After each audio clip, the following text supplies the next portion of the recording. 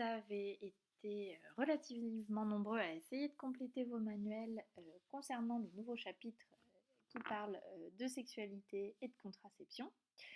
Vous avez pas mal joué le jeu sur les Google Forms pour essayer de compléter les réponses et puis sur le quiz, l'évaluation cuisinière que je vous avais mise en ligne. Certains d'entre vous ont quand même eu des difficultés et puis je vous ai fait passer des corrections, mais je pense que c'est peut-être bien qu'on puisse voir un petit peu ensemble comment tout cela fonctionne, que je puisse vous expliquer au fur et à mesure. On va faire une petite vidéo pas très longue, mais qui permet de comprendre les éléments essentiels. Alors, la première des choses qu'on va regarder ensemble, puisque ça va être important, ça va être même primordial dans le fait de pouvoir réaliser une contraception ou non, c'est comment fonctionne l'ovaire, donc l'organe qui va produire des ovules, c'est-à-dire des gamètes femelles, et comment va fonctionner la paroi utérine, c'est-à-dire ce qui tapisse l'utérus et qui permet ou pas d'accueillir un futur embryon. Alors, on s'intéresse au cycle. Donc ça, c'est un cycle en moyenne de 28 jours, présent chez les femmes à partir de la puberté et jusqu'à la ménopause. La ménopause étant le moment où le cycle menstruel va se suspendre. Et on va regarder plusieurs choses. Donc on va d'abord s'intéresser à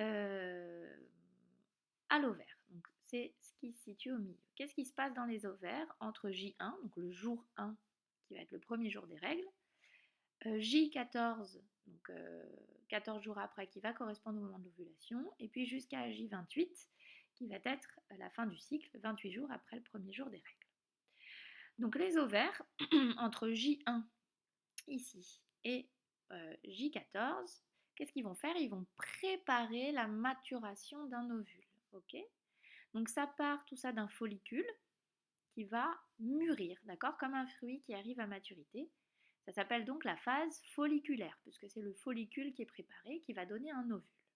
D'accord? Entre J12 et J16, disons en moyenne, qu'est-ce qui va se passer? On va avoir à proprement parler la phase ovulatoire, qui va donner lieu à une ovulation, c'est-à-dire la mise à disposition par le corps d'un ovocyte ou d'un ovule, ici mature. D'accord? Puis il va y avoir une deuxième phase dans cette évolution du cycle qui va s'appeler la phase lutéale, d'environ J14 à J28, qui va faire que cet ovule va pouvoir, alors selon s'il a été fécondé ou pas, évoluer vers un embryon. D'accord? Donc on parle ici de corps jaune, je ne vais pas rentrer dans les détails, mais sachez que ce corps jaune autour de cet ovocyte va jouer un rôle important dans la potentielle évolution des choses vers un embryon. Alors, on peut suivre d'un point de vue hormonal ce qu'il se passe au cours de ce cycle de 28 jours. Donc on va avoir deux hormones principales qui vont être l'œstradiol ou les œstrogènes, ici en bleu, et la progestérone en rouge. Il existe deux autres hormones qui sont importantes dans le cycle, notamment de la maturation de l'ovule, donc l'hormone folliculostimulante en rose et l'hormone lutéinisante en vert. Ces deux hormones, verte et rose, peuvent être utilisées notamment pour tester si on est en période ovulatoire ou pas. Elles ont donc un pic, vous voyez, toutes les deux au moment de l'ovulation. D'accord? Et puis, nos œstrogènes, donc l'œstradiol ici et la progestérone, vont-elles avoir une régulation globale du cycle?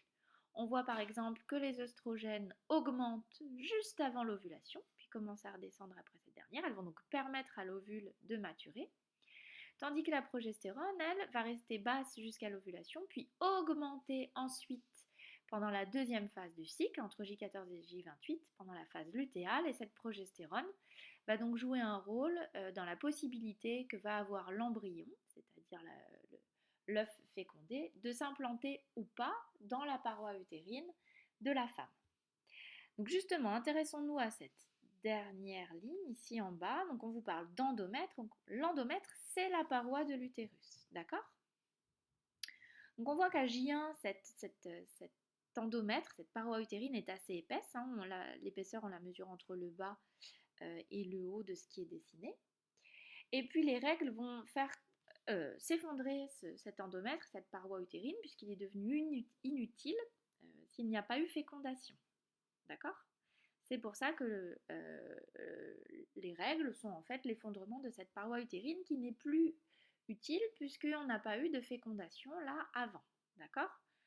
La paroi utérine, elle augmente progressivement jusqu'à l'ovulation et elle reste haute pendant la phase lutéale, entre J14 et J28, pour pouvoir éventuellement accueillir un futur embryon s'il y a eu fécondation pendant la phase ovulatoire.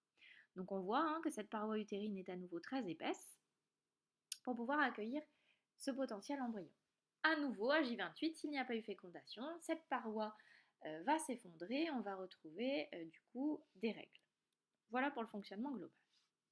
Donc là, on entoure la phase ovulatoire. Qu'est-ce qui va se passer à cette phase ovulatoire? On va zoomer un petit peu dessus. L'ovulation à J14. L'ovaire, qu'on va retrouver ici, d'accord, va préparer ses ovules en faisant maturer ses follicules. D'accord? L'ovule, une fois qu'il est fécondable, ou l'ovocyte, va être rejeté dans la partie haute de la trompe, on le retrouve ici, d'accord? Et puis il va être fécondable pendant environ 6 à 24 heures après l'ovulation.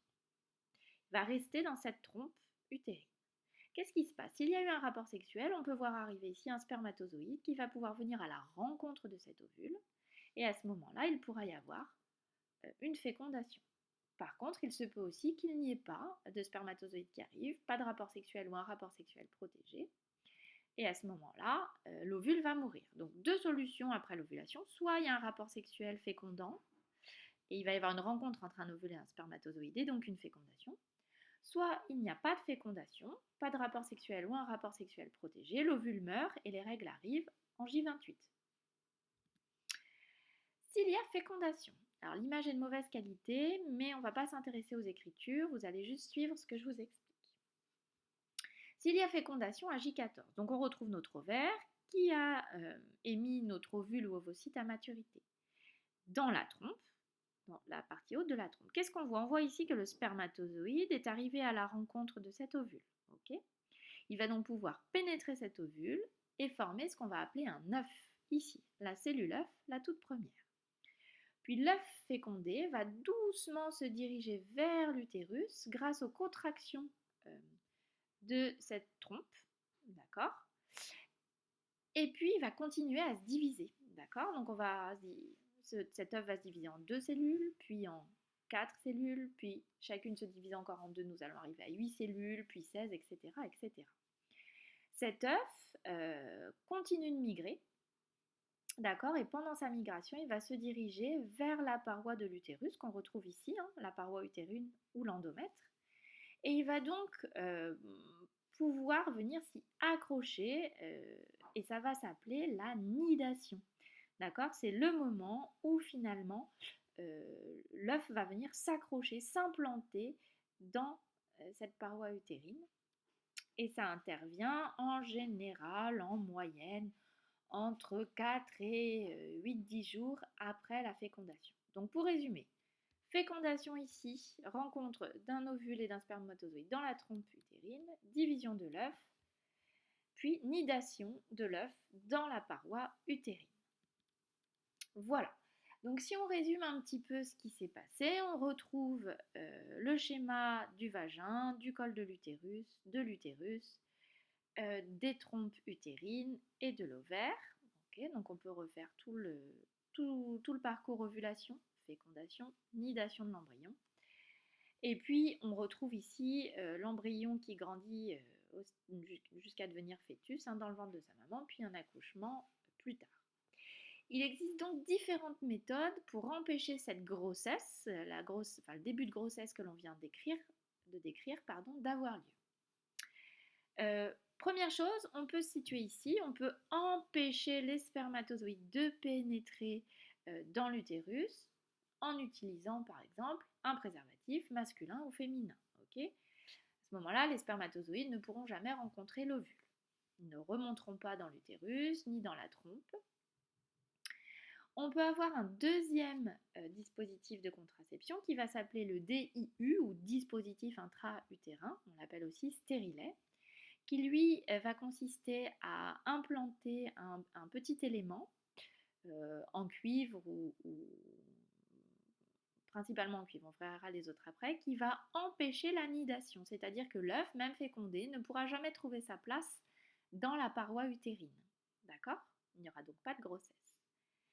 Et puis on va avoir tout un tas de solutions contraceptives, le patch, l'implant, la pilule, et puis le DIU, donc le dispositif intra-utérin aux hormones, à la progestérone, qui eux vont à la fois bloquer l'anidation, c'est-à-dire l'implantation de l'œuf dans la paroi de l'utérus, mais aussi potentiellement empêcher l'ovaire d'émettre un ovule, c'est-à-dire ils vont bloquer l'ovulation. D'accord?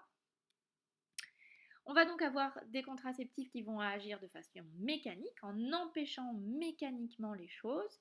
Le préservatif qui joue le rôle de barrière, le dispositif intra-utérin qui empêche mécaniquement l'œuf de s'implanter dans la paroi utérine. Et puis on va avoir tous ces dispositifs, patch, implant, pilule, DIU à la progestérone, qui vont avoir une action chimique, c'est-à-dire que grâce à des hormones, ils vont stopper soit l'ovulation ici, soit l'anidation en rendant l'utérus pas propice à l'implantation d'une cellule. Voilà. On finit avec ce petit point, cette différence qui parfois vous a posé problème sur justement le fait que la contraception d'urgence et l'IVG, l'intervention volontaire de grossesse, soient deux situations bien différentes. La contraception d'urgence, appelée aussi pilule du lendemain, intervient quand on a eu un rapport sexuel mâle ou non protégé et qu'il existe un risque de grossesse. D'accord? Mais on n'a pas été... nous ne sommes pas enceintes. D'accord? À ce moment-là, on peut avoir recours à cette contraception d'urgence pour empêcher une nouvelle grossesse, une grossesse de s'installer.